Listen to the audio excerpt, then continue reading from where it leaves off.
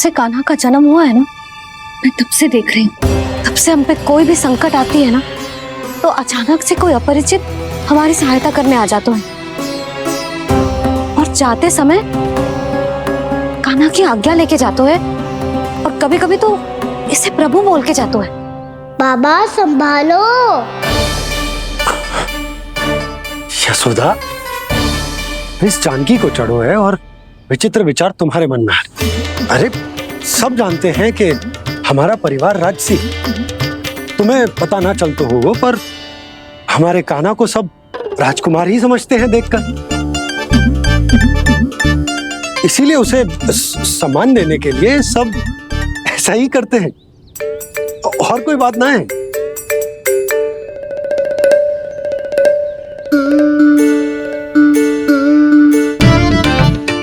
अब जे मेरे लल्ला को ऐसे क्यों घूर रहे हैं? बुरी दृष्टि लगाएंगे क्या? वैद्यराज जी, आपके सहायक तो गए, अब आप यहाँ क्यों?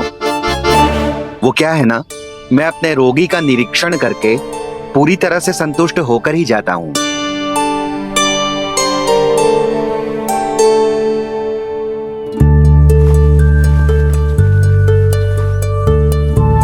हाँ, संकेत तो अच्छे हैं, कल सुबह तक बिल्कुल ठीक हो जाएगी।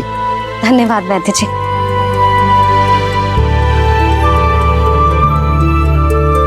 बस तो फिर हम कल पकड़न पकड़ाई खेलेंगे जानकी।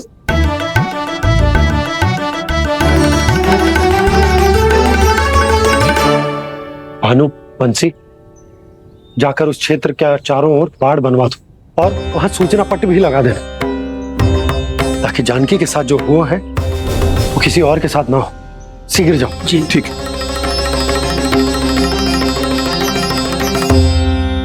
बाड़ और सूचना पट लगवाने से समस्या का समाधान नहीं होगा बाबा।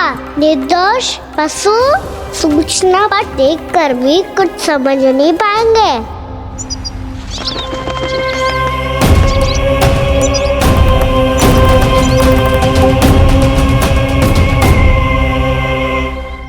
तो तुम्हारे कहने का अर्थ यह है कि व्योमासुर मारा जा चुका है और वो बालक अब भी जीवित है।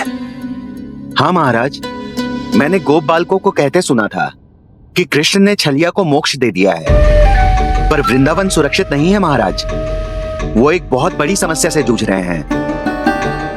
कैसी समस्या? गांव के निकट क्षेत्र में किसी विषैले सर्प का निवास है। उसके विष का प्रभाव इतना भयानक है महाराज, जैसे विष ना हो, स्वयं हलाहल हो।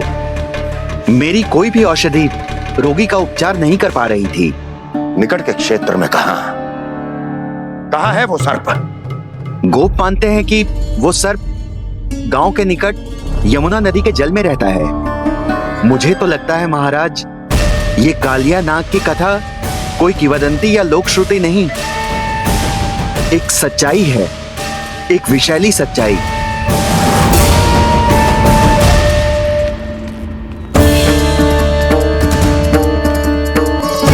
कालिया का सामना करने का समय आ गया है, पर उससे पहले मुझे बुलाना होगा उन्हें।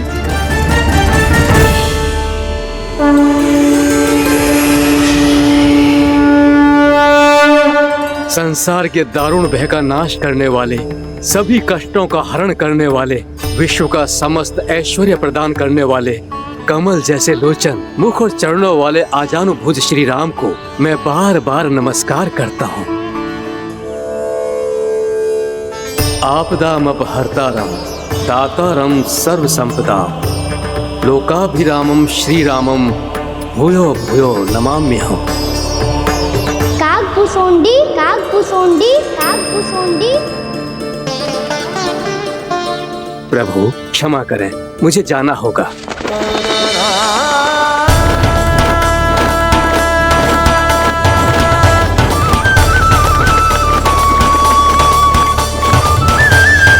प्रणाम प्रभु। अनेक बार मैं आपके दर्शनों के लिए आया प्रभु। कभी नंद भवन के झरोखों से आपके दर्शन करके चला जाता था, तो कभी दूर किसी वृक्ष की आड़ से आपको निहार लिया करता था। आज आपने स्वयं मुझे बुलाकर धन्य कर दिया प्रभु।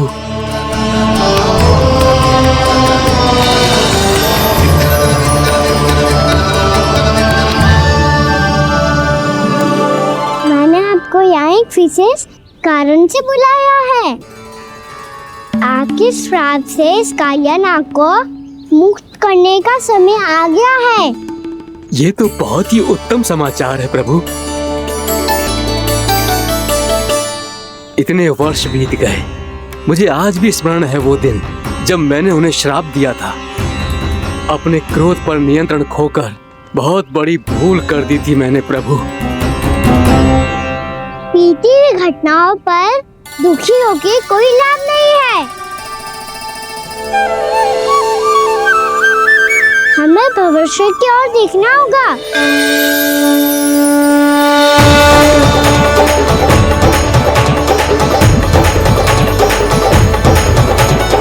आदेश कीजिए प्रभु, क्या आज्ञा है आपकी? जब मैं कालिया नाग का सामना करने जाऊं, तो आप यही रहेगा।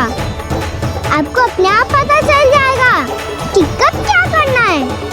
और हाँ, लौटते जाते समय नारद मुनि से कहिएगा, वो आकर मुझसे भेंट करे। अवश्य प्रभु, प्रणाम। क्या इसने सच्ची में देवर्षि नारद को बुलाया है? नारायण नारायण, आपको संदेश भेजने की आवश्यकता नहीं थी। आप स्मरण करते और मैं चला आता। तुम्हारा कल्याण हो नारद।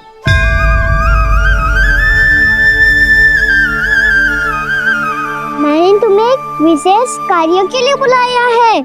आज्ञा दीजिए प्रभु। तुम्हें एक बार फिर कंस से भेंट करनी होगी। विचार कीजिए महाराज, क्या आप बिना किसी शंका के कह सकते हैं कि कौन सी पंखुड़ी पहली है और कौन सी आठवीं? उस दुष्ट से भेंट करना स्वयं कीचड़ में उतरने के समान है प्रभु। कमल पुष्प प्राप्त करना हो तो कीचड़ में उतरना पड़ता है नारद। आपका आदेश तो मैं स्वप्न में भी नहीं टाल सकता प्रभु। कंस कालिया नाग के बारे में जान गया है, पर वो उसका सामना करने का साहस नहीं कर पाएगा। मैं आतुर हूँ प्राप्ति, मूर्ख नहीं। मेरी बुद्धि फिर नहीं गई है। मैं स्वयं उस कालिया जैसे महाविषैले सर्प के सामने खड़ा हो जाऊं और अपने ही काल को आमंत्रित कर लूं। तो फिर अपने लाभ के लिए उसका प्रयोग करने का कोई और उपाय सोचिए स्वामी। कुछ ऐसा कीजिए कि यमुना नदी का पूरा जल विषैला हो जाए और वृंदावन वासी उसका उपयोग करे, और आपका काल कहलाने वाला वो बालक स्वयं काल के गाल में चला जाए। उत्तम उत्तम सुझाव है प्राप्ति। अब मुझे उस कालिया तक पहुंचने का मार्ग ढूंढना होगा। उसको विवश करने का कोई उपाय ढूंढना होगा, क्योंकि व्यक्तिगत रूप से उससे भेंट करना असंभव है। असंभव। आप सही कह रहे हैं प्रभु।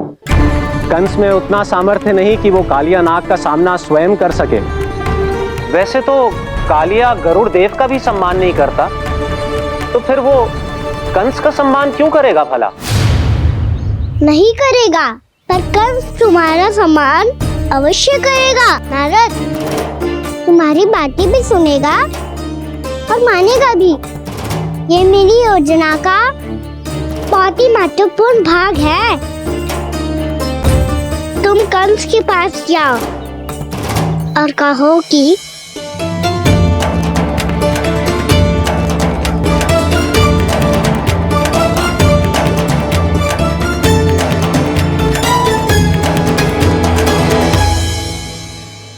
संतान अपने माता पिता को तीर्थ का सौभाग्य दिलाती, पर मेरा लल्ला कितना महान कि उसने हमारे घर को ही तीर्थ बना दिया। ऐसा तीर्थ जहां मेरी आंखों के सामने भक्त और भगवान का मिलन हो रहा है। जो आज्ञा प्रभु।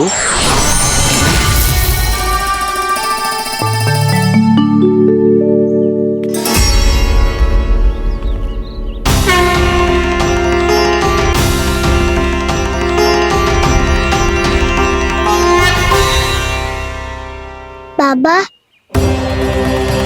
कान्हा, ये सब क्या चल रहा है? पहले काक भुसुंडी जी और फिर जे नारद जी। क्या योजना बना रहे हो तुम? कान्हा, बता ना लल्ला, क्या सोच रहे तू? कान्हा देख, अगर तुझे अपने बाबा को ना बताना हो ना, तो अपने भक्त को बता दे। क्या सोच रहे हो लल्ला? क्या करने वाले हो आप?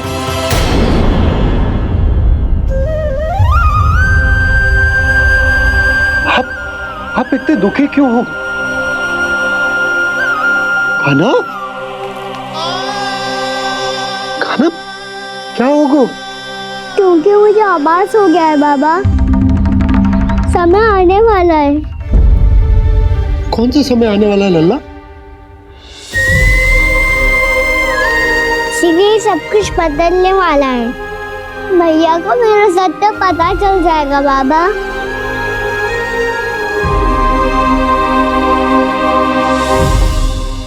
पर लल्ला, इसका काक भुसुंडी और कालिया नाग से क्या संबंध है? ऐसा क्या हुआ था और क्या होने वाला है?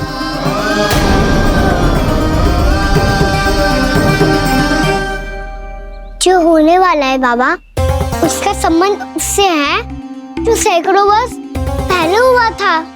महर्षि भृगु के एक वंशज थे, वेद शिरोमुनि, जो विंध्याचल की पहाड़ियों में साधना कर रहे थे। तभी वहाँ अश्वशिरा नाम के एक दूसरे मुनि आमंत्रण के बिना ही आ गए। कितना सुंदर और शांतिपूर्ण आश्रम है। यहाँ प्रभु की साधना करने में बहुत आनंद आएगा। शीघ्र ही अश्वशिरा मुनि उपस्थिति के कारण होने वाले व्यवधान से बाध्य होकर वेद शिरोमुनि ने अपनी आंखें खोली।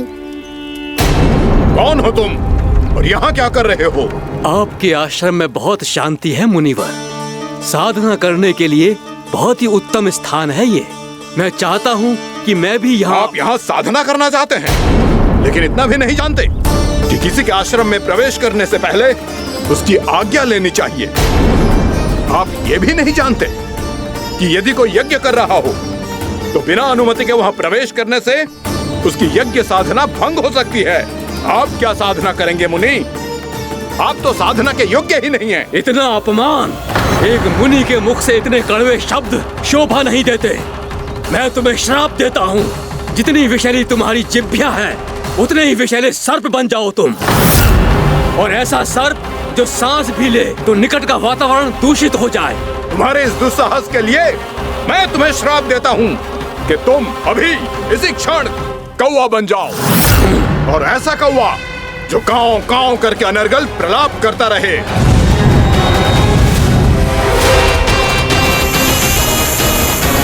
ये मैंने क्या किया? ये मैंने क्या किया? क्रोध के कारण दोनों ने एक दूसरे को श्राप दे दिया। पर दोनों ही मेरे भक्त थे, और भगवान होकर मैं अपने भक्तों को इतनी कठिनाई में कैसे देख सकता था। इसीलिए जिस संकट में उन दोनों ने अपने आप को फंसा लिया था, उसका समाधान करने में मैं उनके पास गया।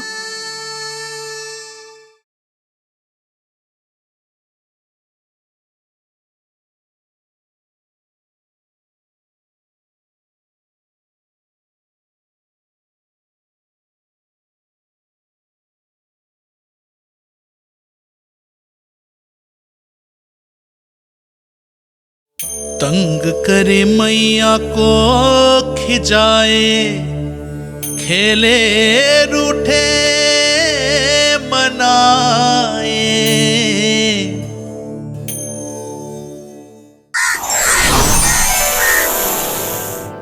देखिए ना प्रभु, ये क्या हो गया हमसे। हमारी रक्षा कीजिए प्रभु, मार्ग दिखाइए हमें। क्रोध पर नियंत्रण ना होने के कारण आप दोनों ने एक दूसरे को बहुत ही भीषण संकट में डाल दिया है। आप दोनों ही तपस्वी, तप के बल से दिए गए आपके श्राप को लौटाना भी संभव नहीं है। प्रभु कोई तो उपाय होगा, हम आपके शरण में हैं प्रभु। अपराध तो हमसे हुआ है प्रभु, पर अब आपसे ही आशा है। कुछ ऐसा कीजिए भक्त वत्सल, जिससे हम दोनों के श्राप का प्रभाव कुछ कम हो जाए। आप दोनों ही मेरे भक्त हैं, इसलिए आपकी पीड़ा का निवारण करने का एक उपाय है मेरे पास। वेद शिरामुनि, जब आप कालिया नाग बनेंगे तो आपको मेरे चरणों को अपने शीश पर धारण करने का सौभाग्य मिलेगा। और अश्र शिरामुनि, आप काग योनि होने के बाद भी आप श्रेष्ठतम ज्ञान और सर्वाधिक यौगिक सिद्धियों के स्वामी होंगे और प्रवचन दिया करेंगे। इसके बाद अश्वशिरा मुनि काकभूसुंडी बन गए, जिन्होंने आगे चलकर स्वयं गरुड़ देव को रामायण सुनाई। और मुनि वेदशिरा, महर्षि कश्यप और देवी कत्रियों के पुत्र कालिया नाग बनकर जल में, और अब वही कालिया नाग जमुना में, जिनके कारण जानकी के प्राण लगभग चले ही गए थे। अब कालिया नाग को उचित स्थान पर भेजने का समय आ गया है बाबा। पर ये तो अच्छी बात है कान्हा, वेदशिरा मुनि को दिया हुआ तुम्हारा वचन भी पूरा हो जाएगा, जमुना जी की शुद्धि भी हो जाएगी। इस सब के बाद भी तुम दुखी क्यों हो? क्योंकि इसके बाद मैया के सामने मेरा रहस्य खुल जाएगा बाबा। उन्हें पता चल जाएगा कि उनका बालक कोई साधारण बालक ना है। भविष्य में जो होने वाला है उसे सबके सामने घटने से रोकना मेरे लिए भी संभव ना होगा। मैया को सब पता चल जाएगा। क्या पता चल जाएगा रे मुझे?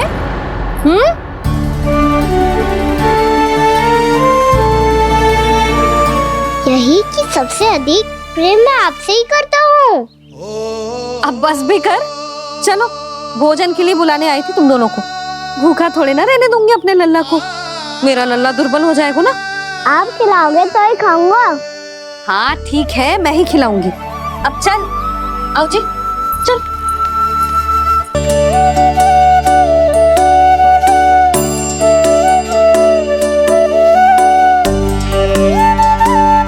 मैया खेलो ना मेरे साथ। मैया सुनो ना, मेरी बात ना मानोगी? अभी बहुत कार्य पड़े लल्ला, देख जानकी को औषधि भी देने जाना है ना। औषधि मैं दे दूंगा, फिर तो खेलोगी ना आप मेरे साथ। पिछले कुछ दिनों से अपनी मैया का अधिक से अधिक प्रेम पाने का प्रयास करो है कान्हा। इसका तो एक ही अर्थ हो सकता है कि कछु बहुत बड़ो होने वालों है। कान्हा रुक जा लल्ला। कान्हा क्यों तंग कर रहा है? मैया को पहन लेना। कान्हा, कान्हा, ये क्या करो तूने?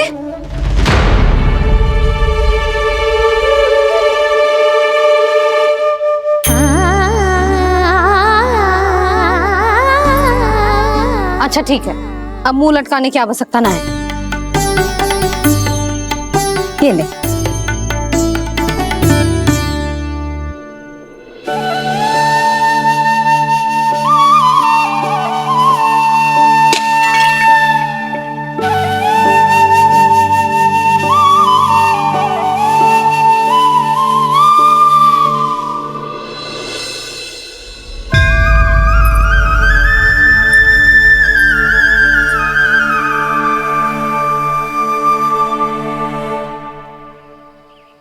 तंग करे मैया को खिजाए, खेले रूठे मनाए, लीला अनोखी करके शरारत, कान्हा दंड भी पाए।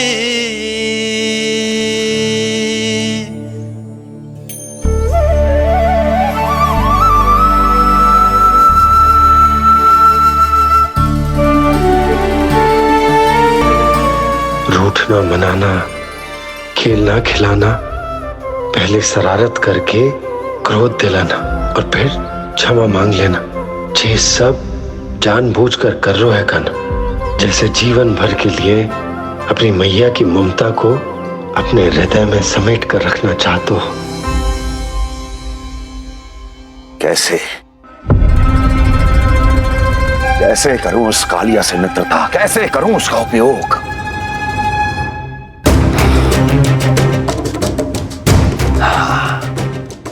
उस पर आक्रमण कर देता हूं और उसे किसी ना किसी तरह से यह विश्वास दिला देता हूं कि यह आक्रमण उस विष्णु अवतार ने किया है। फिर वो क्रोध में आकर सारे वृंदावन वासियों को अपने विष से समाप्त कर देगा। उचित है, ये उचित है। नारायण हरि, नारायण हरि।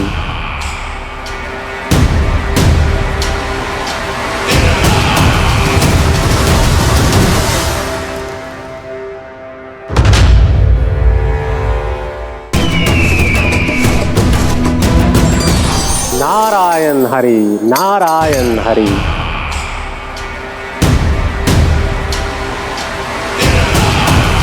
प्रणाम देवर्षि। किस योजना में कितना लाभ है और कितनी हानि, यह आंकलन करते करते थक गए होंगे मथुरा नरेश। देवर्षि, आज मेरा ध्यान कैसे आ गया आपको? आप तो सदैव ही मेरे ध्यान में रहते हैं महाराज कंस। सत्य तो यह है कि मथुरा में जो भी हो रहा है मुझसे छिपा हुआ नहीं है। मैं जानता हूं कि आप किसी भी असुर को वृंदावन क्यों ना भेजें, और वो असुर कितना भी शक्तिशाली क्यों ना हो, कृष्ण का सामना नहीं कर पाता। या तो पराजय स्वीकार करके आपके पास लौट आता है, या तो फिर वीर गति को प्राप्त हो जाता है।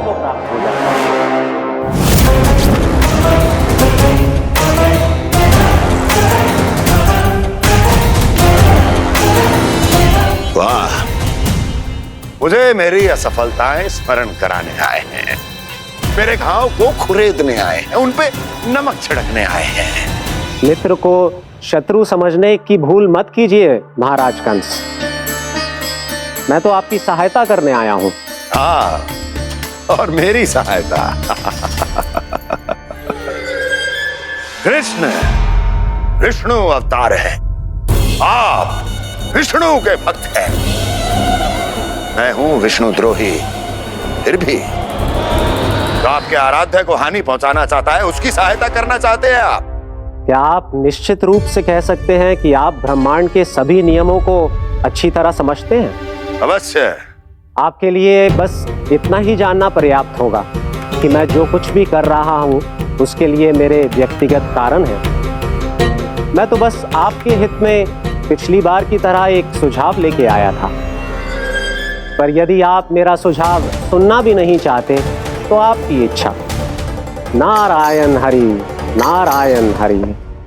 कारण चाहे जो हो, इनके पिछले सुझाव के कारण ही आज मेरे शत्रुओं की संख्या कम है, अन्यथा मैं देवकी के अन्य पुत्रों को भी जीवित छोड़ देता, और आज वो सब अपने भाई के साथ मिलकर उसकी शक्ति को अनेक गुना बढ़ा देते।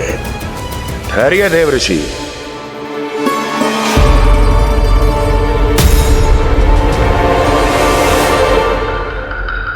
बताइए क्या सुझाव है आपके पास? मेरे सुझाव का नाम है कालिया नाग।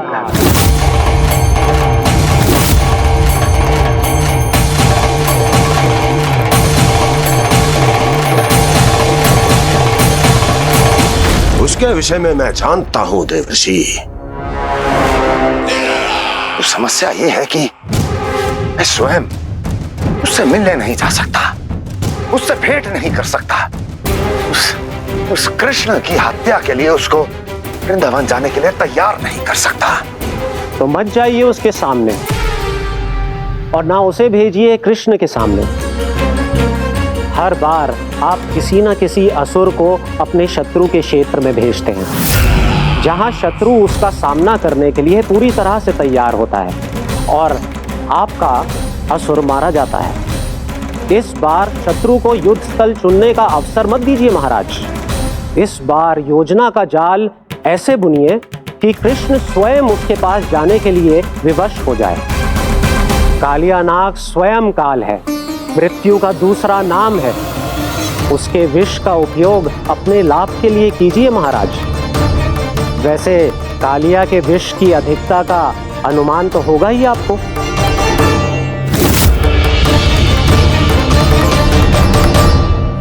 एक बार जो उसके क्षेत्र में पहुंच गया, फिर उसके विष से बचना असंभव है। उचित सुझाव है देवर्षि, उचित सुझाव है। देवर्षि, उस छलिया विष्णु की भक्ति करते करते आप भी उसके रंग ढंग सीख गए हैं। उचित है, उचित है।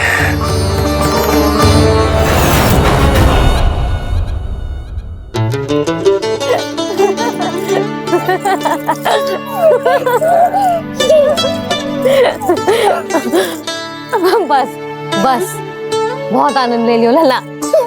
बस अब दूध पी ले। ठहर ठहर, गर्म है। जी ले ले।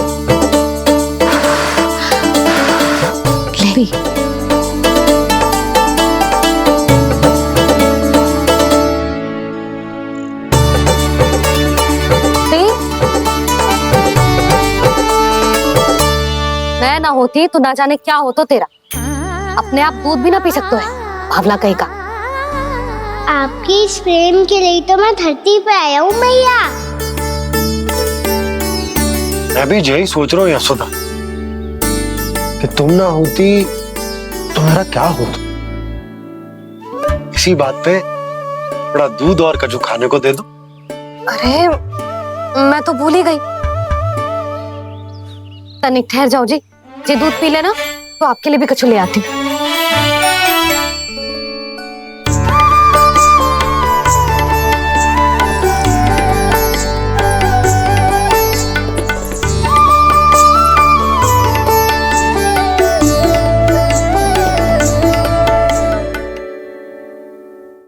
प्रणाम महाराज। आपकी आज्ञा के अनुसार बिल्कुल वैसा ही पत्र तैयार किया है जैसा आप चाहते थे।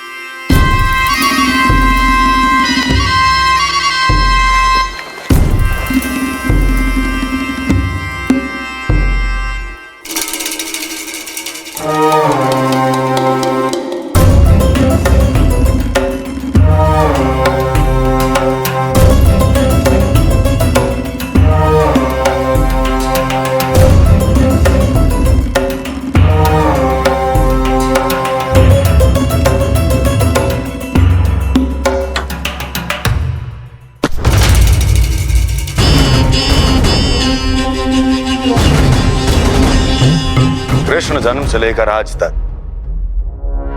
ये मेरी सबसे महत्वपूर्ण योजना है। इसका सफल होना निश्चित है दूत, किंतु केवल वही करना जैसा मैंने कहा है। जाओ।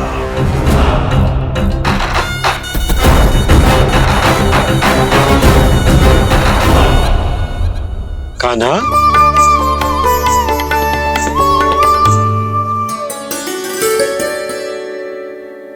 क्या होगा? बाबा मैं चाहता हूँ कि मैया की ममता क्रिस्टल फ्रेम की वर्षा मुझ पे सरते ऐसे होते रहे। वो तो होती रहेगी लल्ला।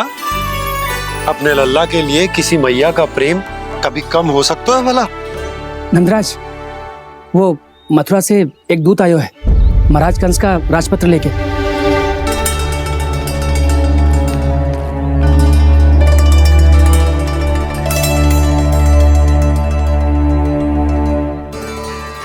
कान्हा, अब क्या करने वाला है?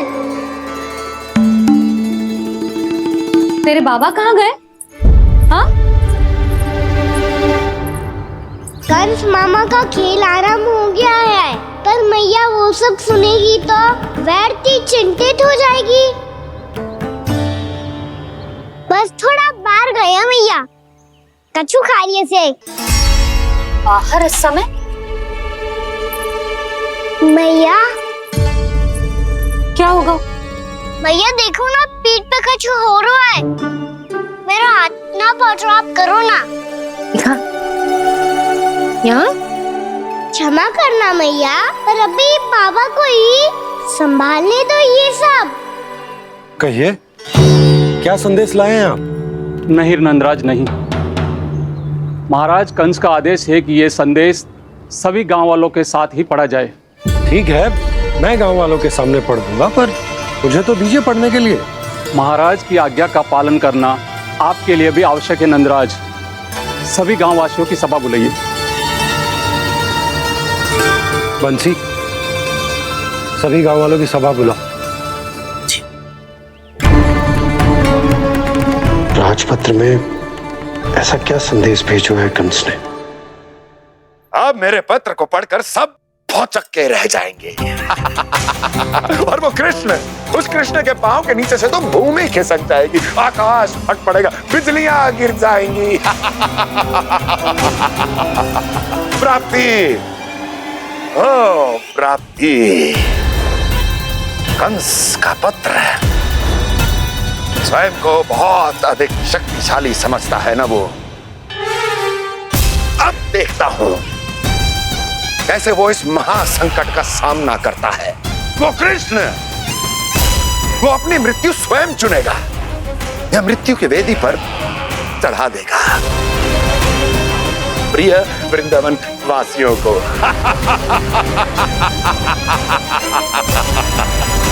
अब आएगा आनंद प्राप्ति, अब आएगा आनंद। सबको इकट्ठा करवा के ही पढ़वाएगो। अवश्य ही कोई विशेष संदेश दिया होगा कंस ने।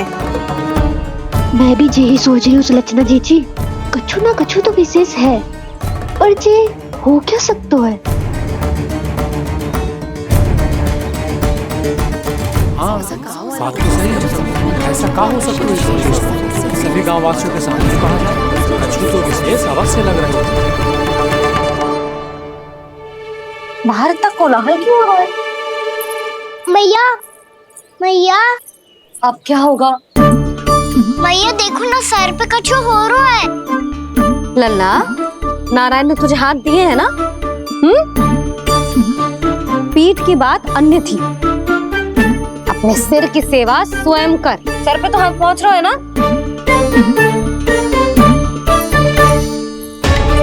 मैया सुनो ना, मैया देखो ना, तीव्र कर कछु हो रहा है। मैया देखो ना, तीव्र कछु हो रहा है।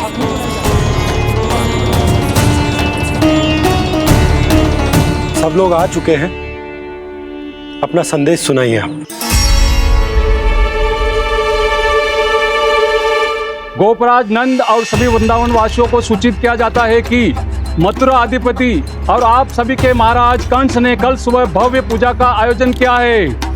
इसके लिए राज्य को वृंदावन के क्षेत्र के निकट यमुना नदी के मध्य में खिलने वाले 1 कोटि कमल के पुष्पों की आवश्यकता है। इसीलिए आप सभी को यह आदेश दिया जाता है कि ये सभी कमल के पुष्प प्रथम पहर से पहले राजसभा में पहुंचा दिए जाए।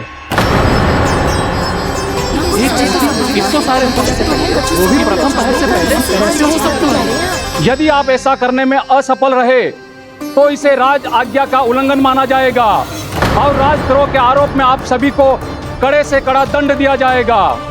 स्मरण रहे, यदि कल की पूजा में इन 1 कोटि कमल के पुष्पों का ना पहुंचने के कारण कोई व्यवधान आया तो समस्त वृंदावन वासियों को दोषी माना जाएगा और पूरे गांव को निवासियों सहित धूल में मिला दिया जाएगा। कल प्रथम पहर तक का ही समय है आप सबके पास।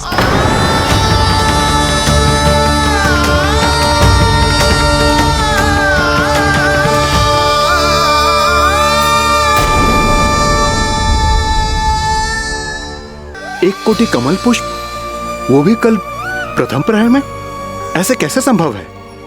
और कोई साधारण पुष्प ना, यमुना नदी के मध्य खिलने वाले विशेष कमल के फूल चाहिए उन्हें, लेकिन यमुना नदी में तो कालिया नाग ने विष घोल के रखा है, तो फिर कैसे हो पाएगा? यह संभव है। हमारी मृत्यु का संदेश भेजा राजा कंस ने। सदैव की भांति इस समस्या पर भी गांव के बड़े ही विचार करेंगे। बालकों का यहाँ होना उचित ना है।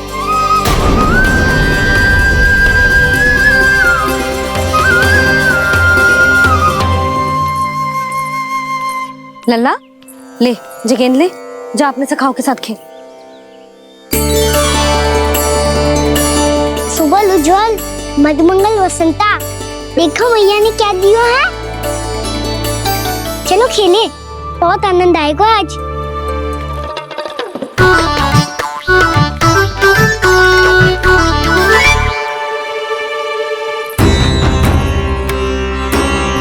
भानु, बंसी, जाओ और शीघ्र ही वो घेरे का कार्य समाप्त करो।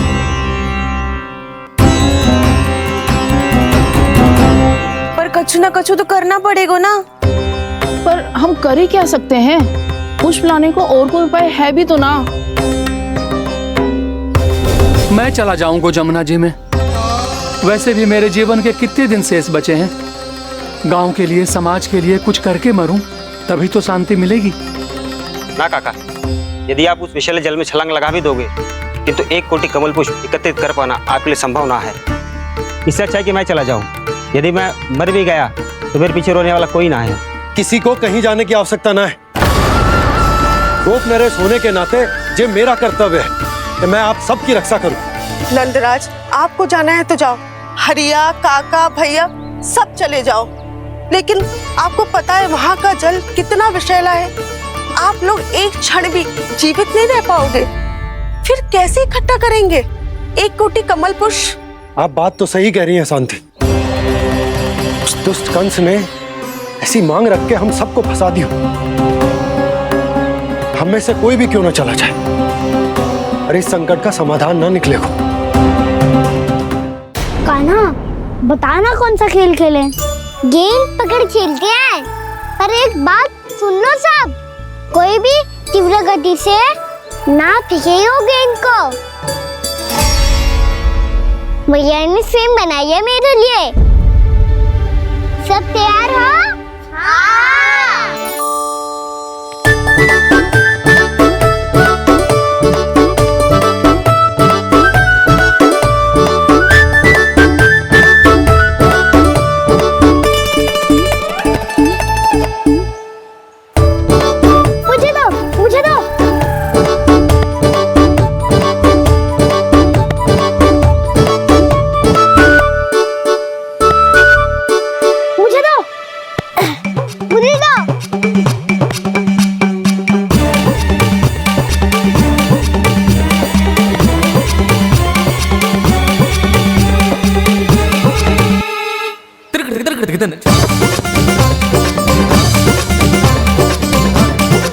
कान्हा, इतनी धीरे से फेंकेगो तो कैसे आनंद आएगा? थोड़ा बल लगा के फेंक। हाँ कान्हा, हम अभी बड़े हो गए हैं, तू अब भी छोटे बालकों की तरह फेंक रहा है।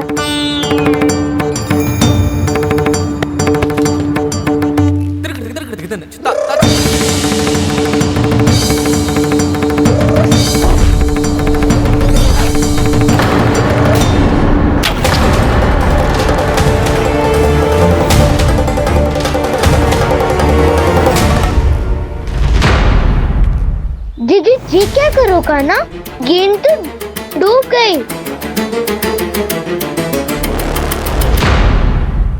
अच्छा, तो ये सब इसकी योजना का भाग था ताकि ये कालिया का सामना कर पाए।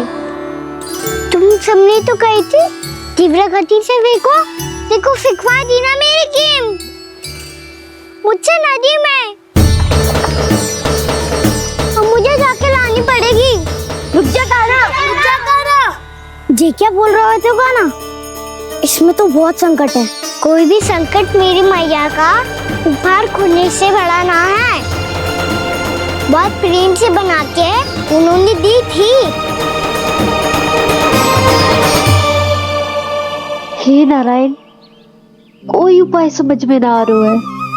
भैया, हम कैसे करेंगे हम अपने गांव की रक्षा? कीड़े पड़ेंगे उस दुष्ट को। यदि उसके कारण किसी के प्राण चले गए तो कौन सा फल मिलेगा उसे इस पूजा का? तुम सही कह रही हो यशोदा। और हमारे पास कोई और दूसरा विकल्प भी तो ना है। यदि हमने मथुरा की राज आज्ञा का पालन ना किया तो इसका दुष्परिणाम पूरे गांव को भुगतना पड़ेगा।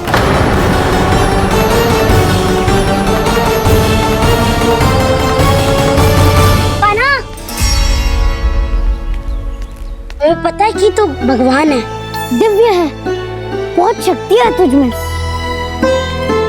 पर फिर भी हम तुझे विषैले जल में ना जाने दे सकते। कुछ होगा तो तुम सब इतनी हट कर रहे हो तो ठीक है, ना जाऊंगा।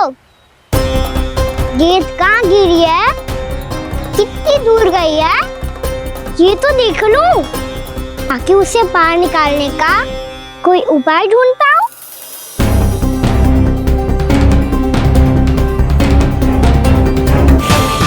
हाँ।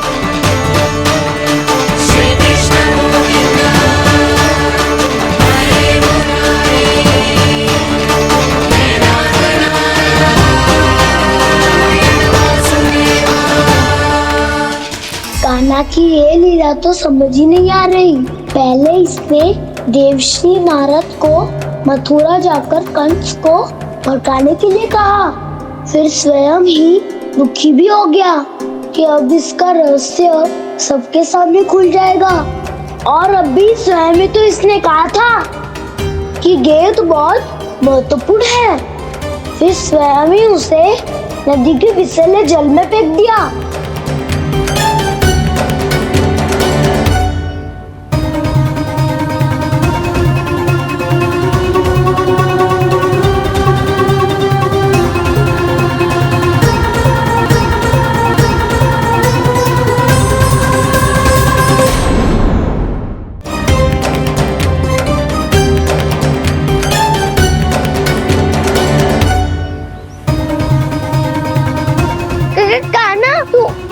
ऊपर क्यों चढ़ रहा है?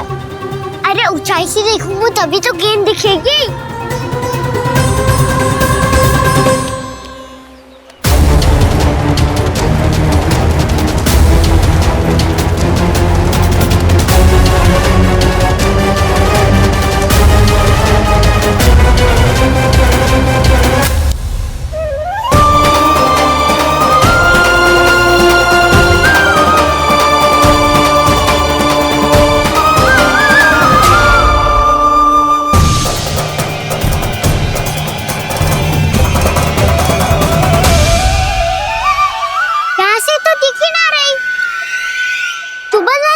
फेंकी थी ना? ना वहाँ से फेंकी थी। कहाँ से? देखा ना वहाँ से। समझ ना आ रहा, ठीक बताना कहाँ से फेंकी थी?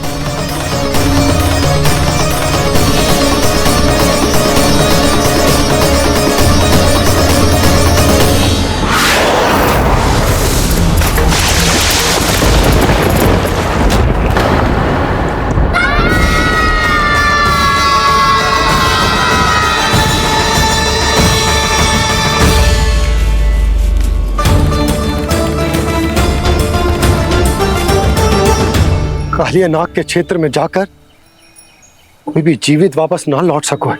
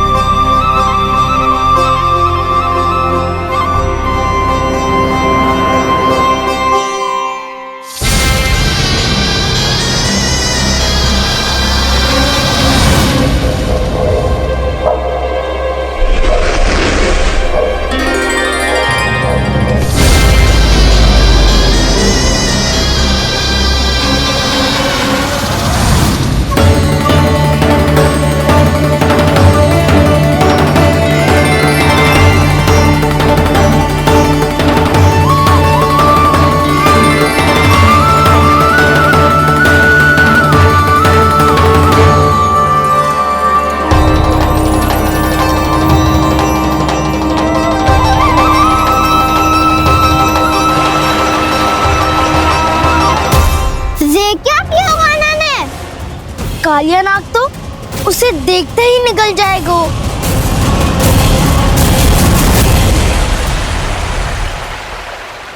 तो आरंभ से अब तक सब कुछ उसकी लीला का ही भाग था।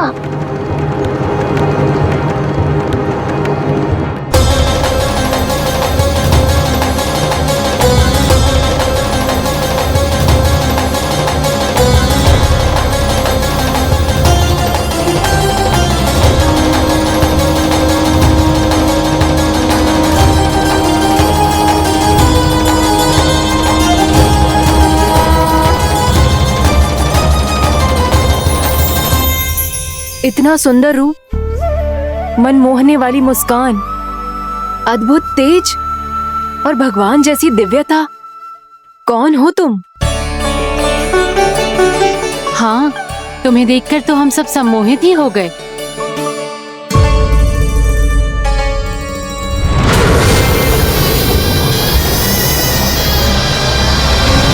तुम जो भी हो बालक, वापस लौट जाओ। हमारा हृदय तुम्हें ही देखते रहना चाहता है, किंतु यदि हमारे पति जाग गए तो तुम्हें अवश्य हानि पहुंचाएंगे। ये बहुत विषैले है बालक, कालकोट जैसे भयानक। इनके विष से तुम नहीं बच सकोगे। नंदराज,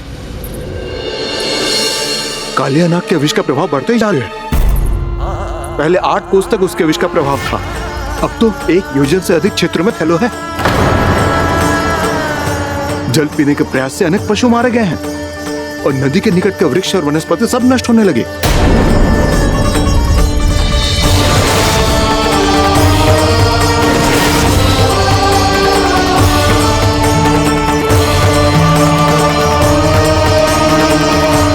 इनके विष की तीव्रता इतनी अधिक है बालक कि इनके संपर्क में आने वाले को तड़पने का भी अवसर नहीं मिलता।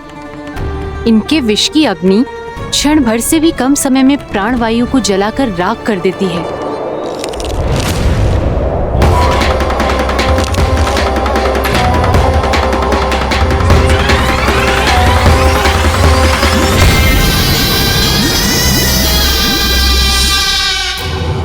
तब तो समस्या और भी गंभीर हो जाएगी। मैंने तो सुनो है कि कालिया नाग कम से कम 2 योजन लंबा है, सैकड़ों फन है उसके।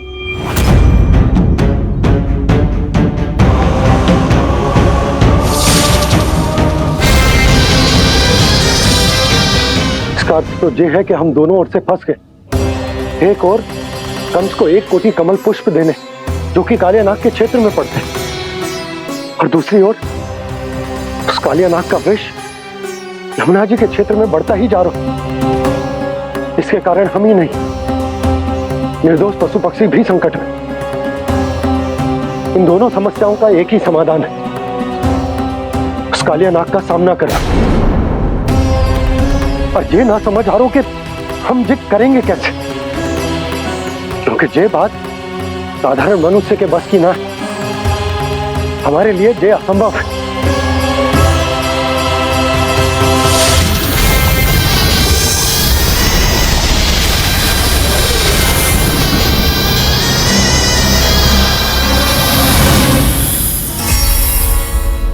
अब तो तुमने अपनी आंखों से भी देख लिया बालक, ये कितने विषैले हैं। नींद में भी विष उगलते हैं। इससे पहले कि तुम्हें कुछ हो जाए, चले जाओ यहाँ से, मान लो हमारी बात। आप सब मुझे जानती भी नहीं और फिर भी मेरी इतनी चिंता कर रही हैं आप। माँ की ममता भेदभाव नहीं जानती। तुम भी किसी के पुत्र हो और हम सब भी माँ हैं। एक माँ को हर बालक में अपनी ही संतान दिखाई देती है, इसलिए हम तुमसे विनती करते हैं, वापस चले जाओ, बचा लो अपने प्राण। मेरी चिंता मत कीजिए, मुझे कुछ नहीं होगा। होगा, अनर्थ होगा यदि ये उठ गए तो।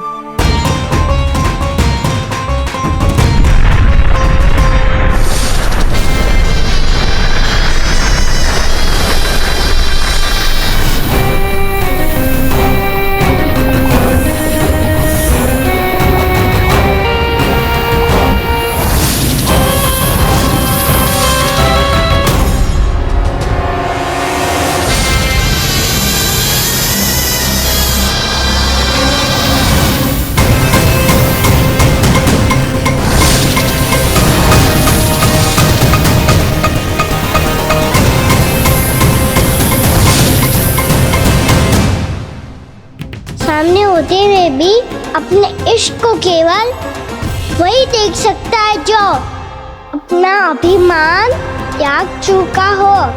पर पूर्व जन्म में मेरा भक्त होने के नाते मेरा सत्य स्वरूप देख पाने में मुझे इसकी सहायता करनी चाहिए।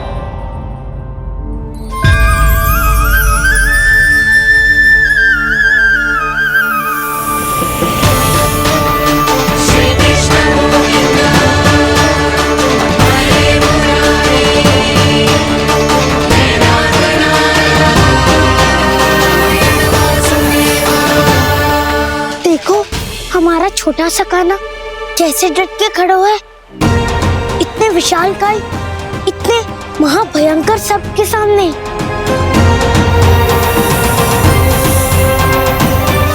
ये कोई भगवान नहीं है जो इसके सामने हाथ जोड़ रही हो तुम सब।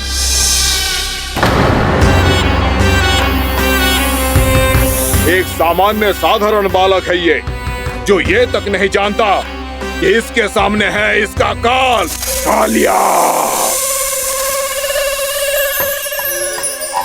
तू कौन है बालक?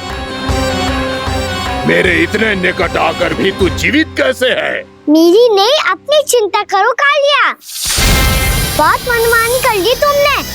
अब बस मैं तुम्हें रोकना हूँ। अब बस मैं तुम्हें रोकना हूँ। मैं तुम्हें रोकना हूँ। बित्ते भर का है तू, मेरे विष के बारे में जानता ही क्या है? और कहता है मुझे रोकने आया है। किससे?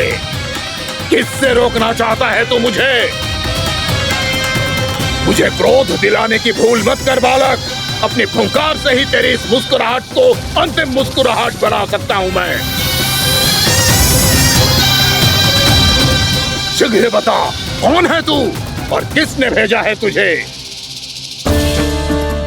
तुम्हें आवाज भी है कि अपनी पुकारों से तुम कितना विष भूल चुके हो। पवित्र यमुना नदी को कितना दूषित कर दिया तुमने। और यही नहीं, तुम्हारे कारण निकट के जीव जंतुओं, वृक्ष, वनस्पतियों सबको हानि पहुंच रही है। तो क्या? मुझे उससे क्या? मुझे है आपत्ति है मुझे तुम्हारे इस व्यवहार से, और इसीलिए तुम्हें यहाँ से जाना होगा, यहाँ से जाना होगा।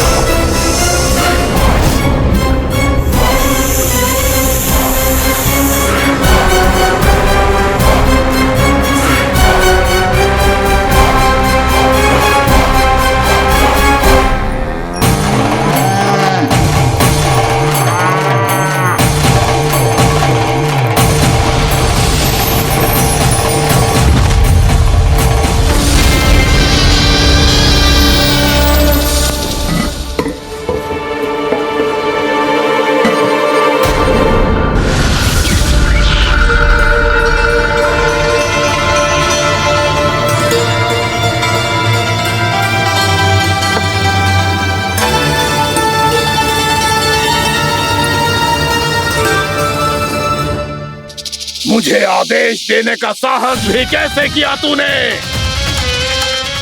इस क्षेत्र को मैंने अपना राज्य बनाया है, मेरा परिवार रहता है यहाँ,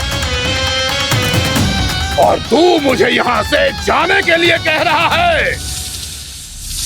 हाँ, क्योंकि तुम्हारे यहाँ रहने के कारण अन्य जीवों को हानि हो रही है, और मैं ऐसा नहीं होने दे सकता।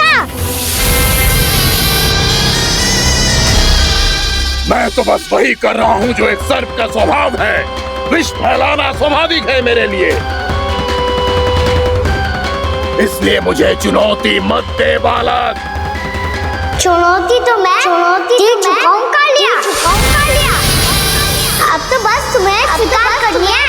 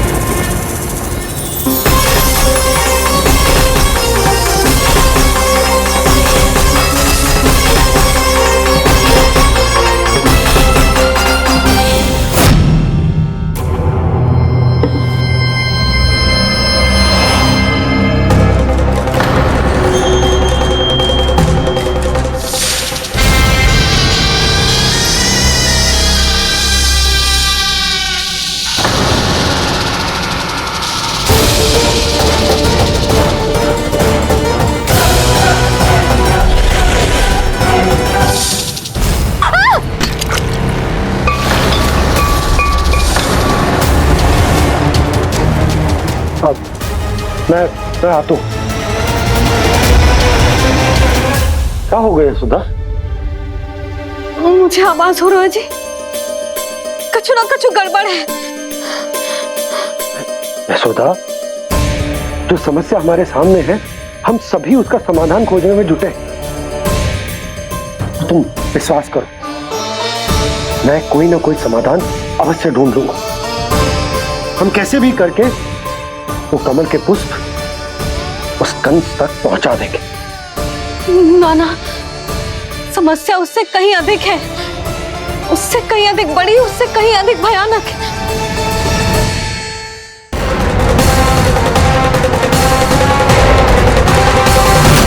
विस्की ये बूंद से ही सबके प्राण चले जाते हैं। इसने तो विस्की धारियां फेंकी है खाना पे। कान्हा कैसे बच्चे को अधिक विष से?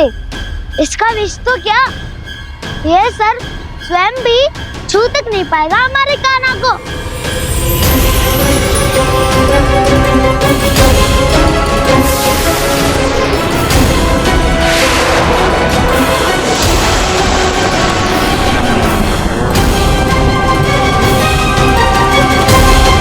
तुम्हारे सखा को, मेरे भाई को कोई हानि नहीं पहुंचा पाएगा। ये कान्हा का सत्य चाहे जो हो बलराम, पर अभी तो जो एक बालक ही है ना।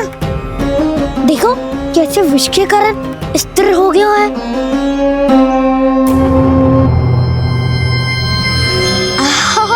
हाउ सर्फ ने कितनी आसानी से अपनी पूंछ से बांध लिया है। मुझे यहाँ से भगाना चाहता था ना तू? अब मैं तुझे दिखाऊंगा अपना सामर्थ्य। ये मूर्ख किसे बांधना चाहता है अपनी पूंछ में? उन्हें जिनका विस्तार सारे ब्रह्मांड में है, या उन्हें जो स्वयं अनंत है? पर देवराज, प्रभु ऐसा करने ही क्यों दे रहे हैं कालिया को? आप सब भूल रहे हैं देवगण, कालिया पूर्व जन्म में प्रभु का बहुत बड़ा भक्त था। उसी भक्ति का फल मिल रहा है अब इसे। वैसे भी भक्तों के मन का भाव सबल हो तो भगवान तो सहज ही बंध जाते हैं।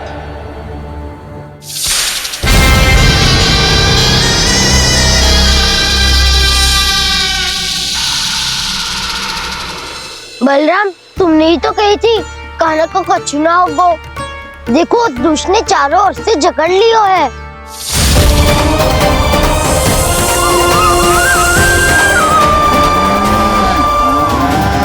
ये क्या कह रही हो तुम? जसोदा जी, क्या हुआ? घबरा क्यों रही हो आप? सुलक्षणा, मुझे आभास हो रहा है कुछ बहुत बड़ी अनहोनी हो गई है। नंदराज, नंदराज, नंदराज!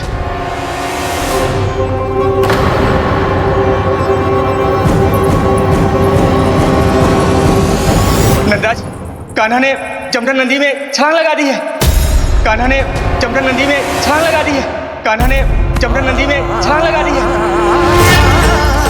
कान्हा जमुना में कूद गया है। मुझे लगा था आज कछु गड़बड़ होने वाली है। मुझे आज कान्हा को ना जाने देना चाहिए था।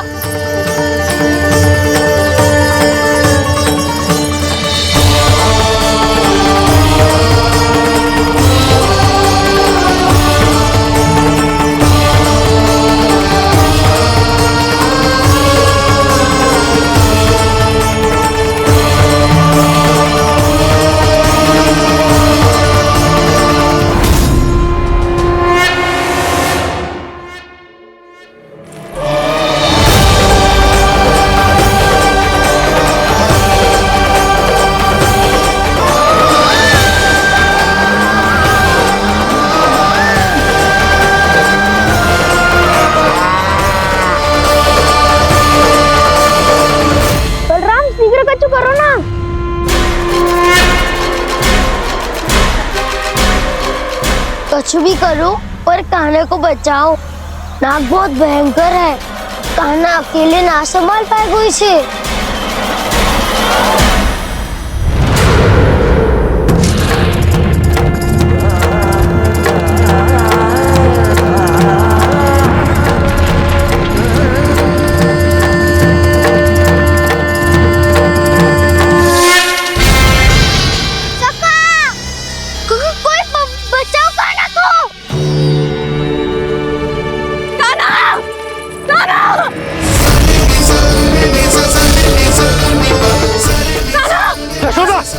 यशोदा रुको। छोड़ दो मुझे, प्लीज छोड़ दो मुझे। जीजी संभालो, बावली हो गई क्या? जीजी संभालो। कान्हा, कान्हा।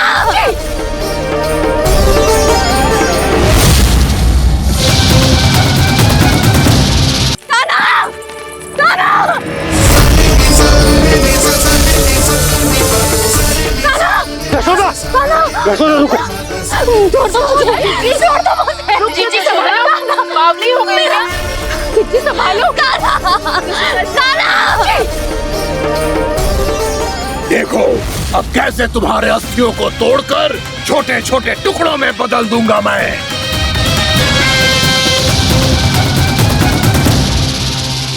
अच्छी आप जाओगी तो आप भी फंस जाओगी। अपने लल्ला के लिए मैं किसी भी संकट का सामना करने के लिए तैयार हूँ। छोड़ो ना यशोदा, हमें कोई और उपाय खोजना पड़ेगा। कोई और उपाय? आप देख ना रही मेरा कान्हा किस दशा में है। कान्हा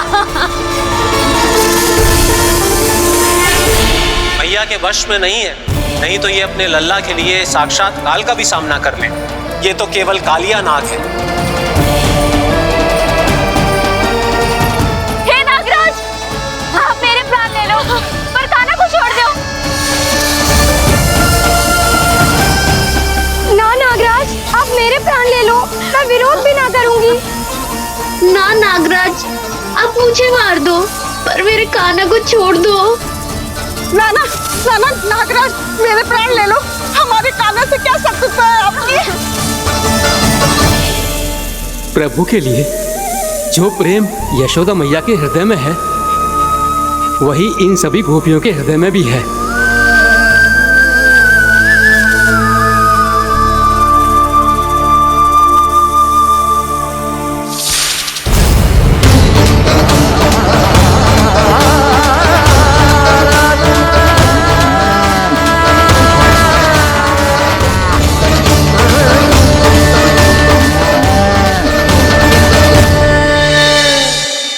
यशोदा, यशोदा,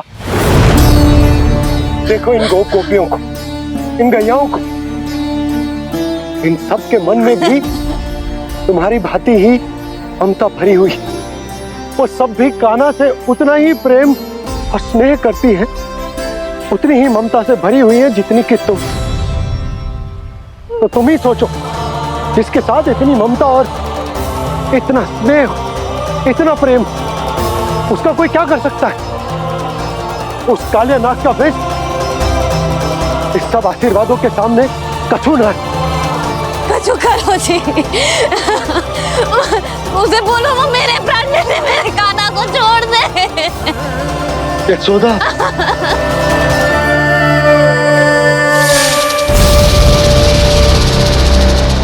केवल इन्हीं में नहीं देवराज, नाग पत्नियों के हृदय में भी ममता का वही प्रेम उमड़ रहा है। देखिए।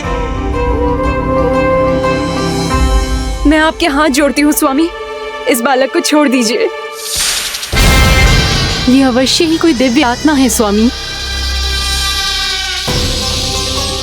हम आपसे विनती करते हैं स्वामी, इस नन्हे बालक को हानि मत पहुंचाइए स्वामी।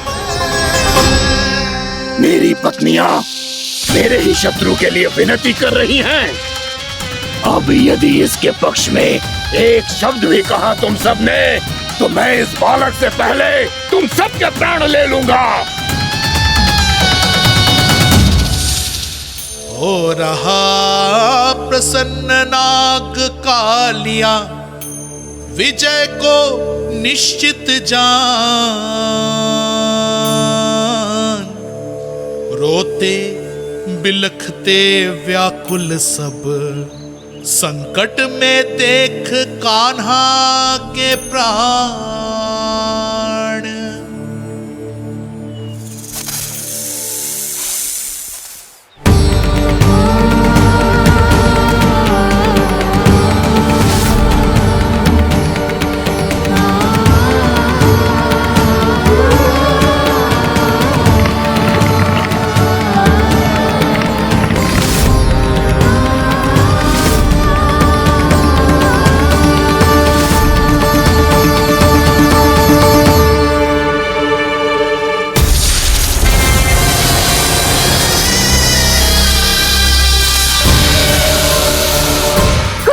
जी मेरे लल्ला को बचा लो, कोई तो कुछ करो। जीजी संभालो जीजी। यशोदा, यशोदा तुम शांत हो जाओ, मैं कान्हा को वापस लेकर आऊंगा, मैं रक्षा करूंगा उसकी। ना नंदराज, नंदराज नहीं, कम से कम आप तो समझो नंदराज, कालिया के पास आप जाओगे तो आप भी फंस जाओगे।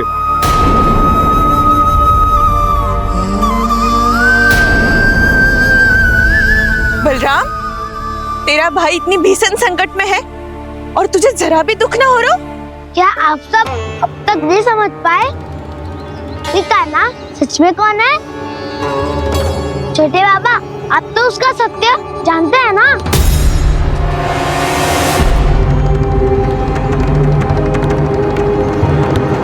मानता हूँ कि आप सब कान्हा के रहस्य के बारे में नहीं जानते, पर क्या उसके जन्म से आज तक घटी एक से बढ़कर एक विचित्र घटनाओं को भी भूल गए हैं आप सब?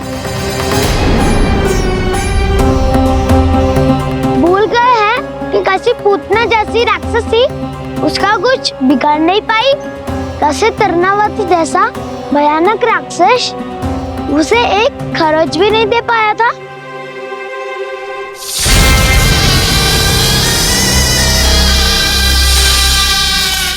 आप सबने अपनी आंखों से देखा था ना, बकासुर से कान्हा की रक्षा करने देवता स्वयं आए थे, पर सत्य तो ये है कि वो सभी देवता भी उस असुर के सामने असमर्थ हो गए थे। तब कान्हा ने बहुत ही आसानी से उस भयंकर असुर का वध किया था, एक ही बार में धराशायी कर दिया था उसे। तो आप सभी सोचिए, बार बार ऐसे असाधारण कार्य करने वाला बालक साधारण कैसे हो सकता है? अब तो आरंभ से ही सारा सत्य जानते हैं छोटे बाबा। रहस्य छुपाने में सदैव कान्हा की सहायता करते आए हैं आप, और आज आप स्वयं ही उसके सत्य को भूल रहे हैं। और तुम सब भी तो जानते हो कान्हा की शक्तियों के बारे में, तो क्या तनिक भी विश्वास ना है अपने सखा पे? बलराम, तू क्या कह रहे है? मैंने जो कहा उसका एक एक शब्द सत्य है छोटी माँ। यदि प्रभु की इच्छा हुई कभी कुछ ही क्षणों में सब कुछ अपनी आंखों से स्वयं अनुभव कर लेंगे आप।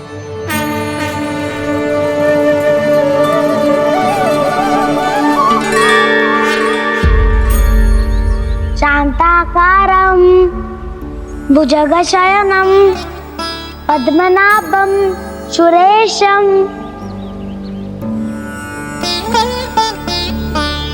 विश्वाधारं गगनसदृशं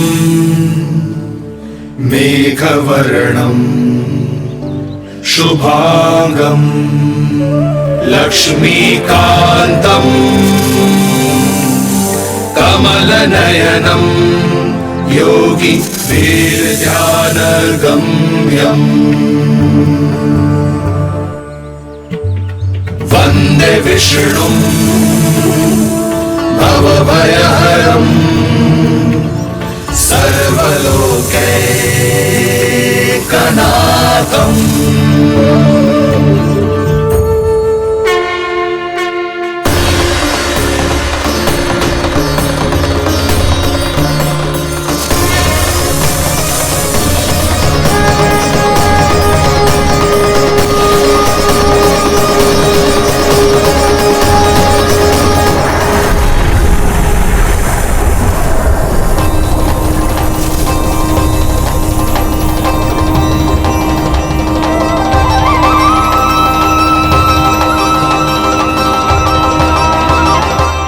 तुझे क्या लगता है बालक कि तू मेरी जकड़ से निकल गया तो अब बच जाएगा तू?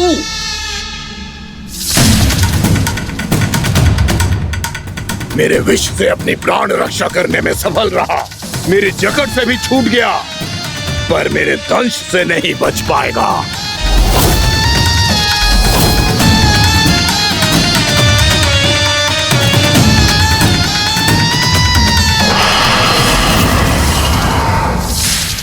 अब भय से भाग रहा है, पर मैं तुझे मृत्यु देकर रहूंगा।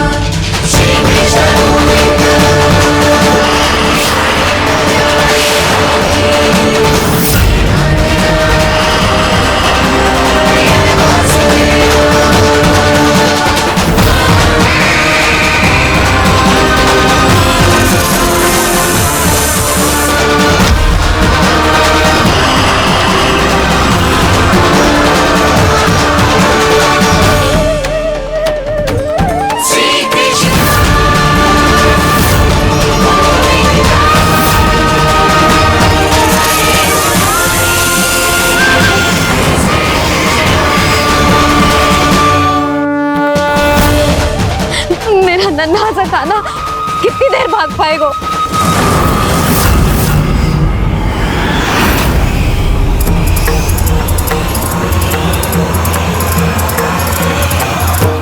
और कितनी प्रतीक्षा करोगे मेरी भक्त कालिया?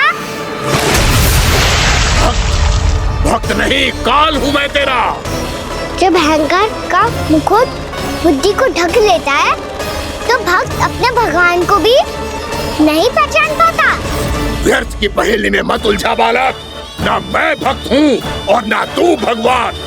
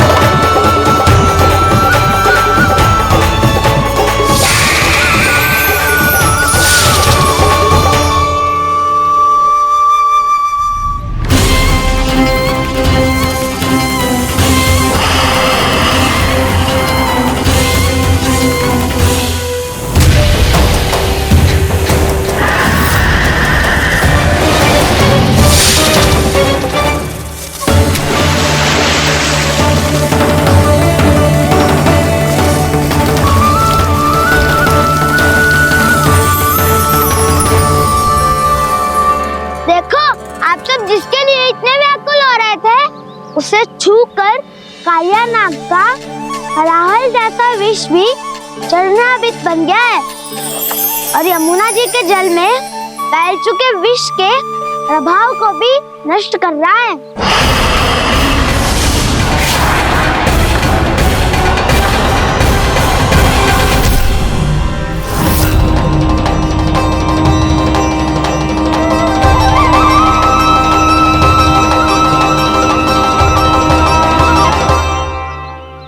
धर्म रक्षक अधर्म विनाशक प्रभु श्री कृष्ण का कौशल सचमुच अद्वितीय है।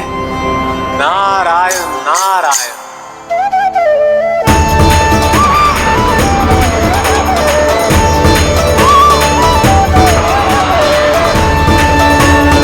मेरा भाग तुम्हारे भीतर के अहंकार का प्रतीक है कालिया। अब तुम्हारा अहंकार, तुम्हारा अनपान मेरे पाँव के नीचे है और तुम्हारी पूंछ अर्थात तुम्हारे प्राण मेरे हाथ में। अब तुम क्या करोगे भक्त?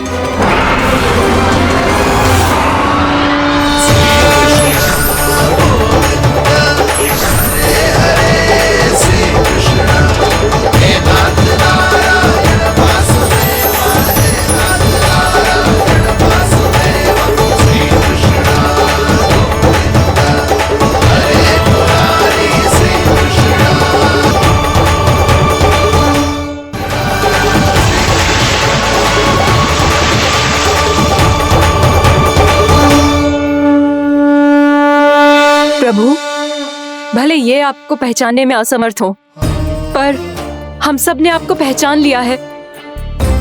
हाँ प्रभु, एक भक्त होने के नाते और एक अर्धांगिनी और माँ होने के नाते मैं आपसे इनके प्राणों की भिक्षा मांगती हूँ। अपनी कृपा दिखाइए और इन्हें क्षमा कर दीजिए। आपके लिए मित्र और शत्रु में कोई अंतर नहीं प्रभु। उसी तरह आपकी कृपा और दंड में भी कोई अंतर नहीं। दोनों दया ही तो हैं, अकारण ही किसी को प्राप्त नहीं होती। हमें विश्वास है कि हमारे पति को मिला ये दंड कोई अभिशाप नहीं है, आपका वरदान है। ये सत्य है प्रभु कि इनसे बहुत से पाप हुए हैं। इनके विष से बहुत सारे जीव जंतु को हानि पहुंची है, पर अब आपके चरण इनके शीश पर पड़ गए हैं। ऐसी कृपा तो बड़े बड़े महान महात्माओं को भी दुर्लभ है, और इन्हें प्राप्त हुआ तो अवश्य ही ये किसी महान पुण्य का ही फल है। हे प्रभु, उन्हीं पुण्य कर्मों की शक्ति का आह्वान कर मैं आपसे विनती करती हूँ, इन्हें प्राणदान दीजिए। मैं अपने इस भक्त को क्षमा अवश्य करूंगी देवियों, यदि ये अपने अहंकार को त्याग कर मुझे पहचान ले तो।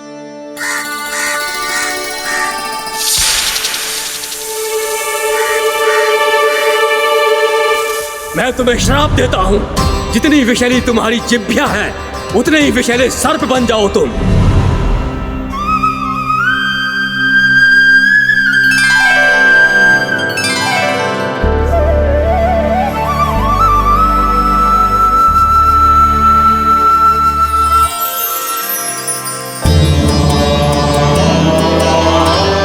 नारायण, मुझे क्षमा कीजिए नारायण।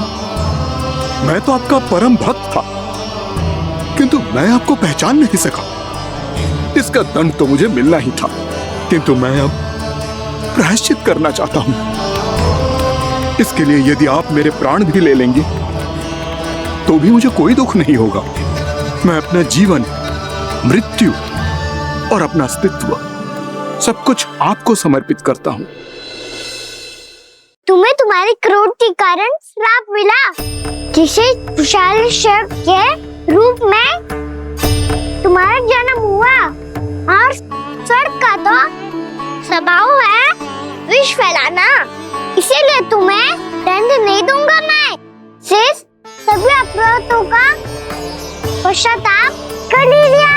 इसीलिए मैं तुम्हें क्षमा करता हूँ कालिया।